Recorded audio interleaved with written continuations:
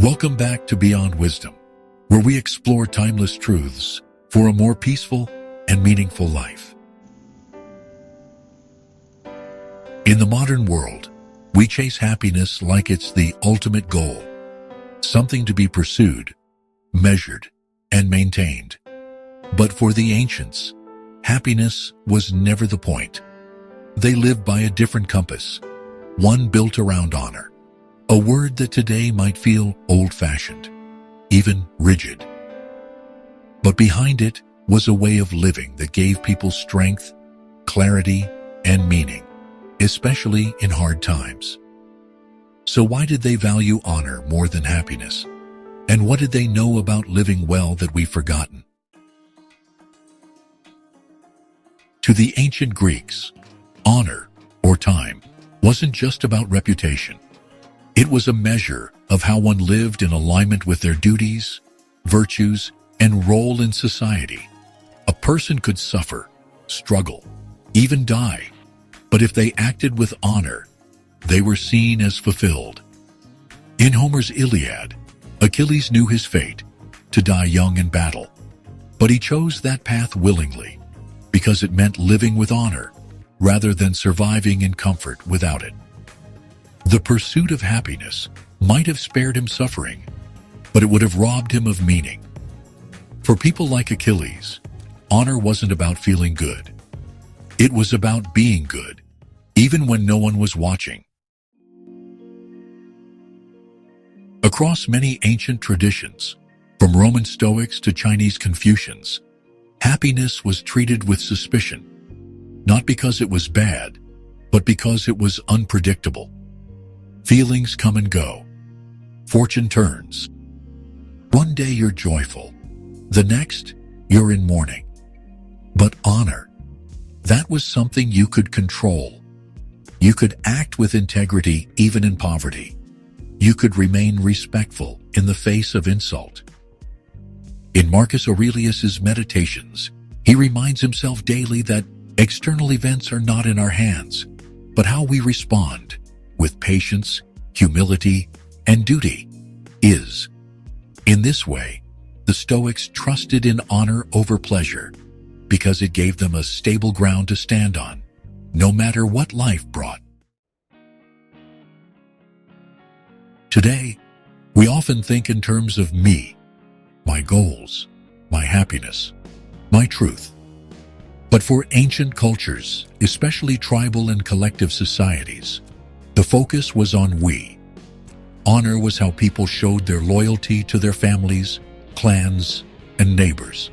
In traditional Japanese culture, for example, the idea of giri, duty and obligation, held families and entire villages together.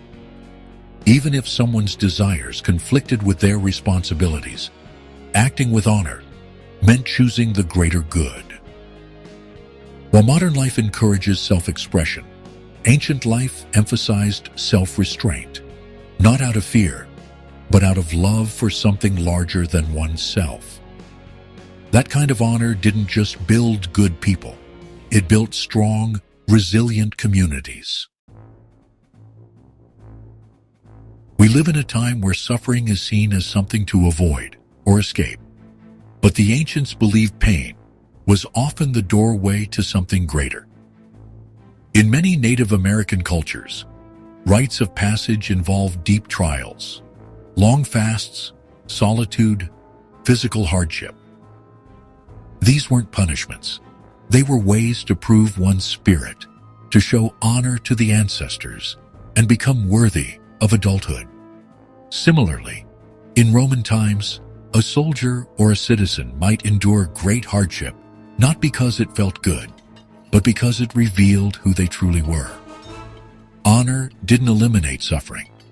It gave it context. It turned pain into a story of courage. Without that, suffering becomes empty.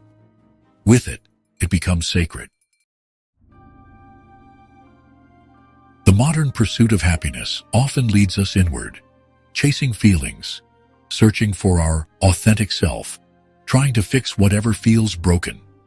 But ancient people were less focused on the self and more on the soul's duty to something higher, to truth, to virtue, to the divine. In the Bhagavad Gita, the warrior Arjuna is afraid to go into battle against his own kin, but Krishna tells him, "You have a duty. Act without attachment to the outcome." To the ancients, honor meant surrendering the ego, not indulging it. It meant being part of a cosmic order, where doing what is right mattered more than feeling right. That kind of grounding gave people a strength we rarely see today, because their lives weren't ruled by emotion, but by principle. In cultures that valued honor, death wasn't the enemy. Forgetting was. To die in shame was worse than dying young. In Norse mythology, warriors who fell in battle would enter Valhalla, a place of eternal glory, while those who died without courage would fade into obscurity. Honor was how one left a legacy. It was how you carved your name into the memory of your people. In ancient Egypt, one's deeds were weighed in the afterlife, not one's pleasure. To be remembered as just or brave was better than to be remembered as happy. This might sound extreme today, but there's wisdom in it. A good life isn't always a comfortable one, but it's one you can stand behind.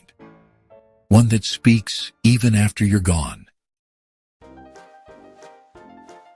Choosing happiness often leads us toward ease, comfort, and control.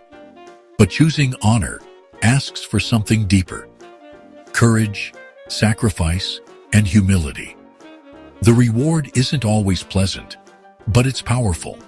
It's the quiet peace of knowing you acted with integrity. It's the strength of being able to look yourself in the mirror, even after failure. It's the deep roots that grow when you serve something greater than your own desires. Ancient people understood that the path of honor might be harder, but it was also richer. And in the end, it gave them what happiness never could: a life of depth, clarity, and dignity. The ancients didn't ignore happiness. They just didn't chase it. They lived by something steadier, something stronger.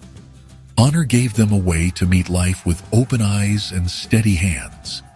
It made their joys more meaningful and their struggles more bearable. In a world obsessed with feeling good, maybe the quiet power of honor is exactly what we need to feel whole again. What does honor mean to you today? And where in your life might it matter more than happiness? Share your thoughts in the comments. Thanks for watching. If this video brought you value, subscribe to Beyond Wisdom. Until next time, stay calm, stay strong, and stay wise.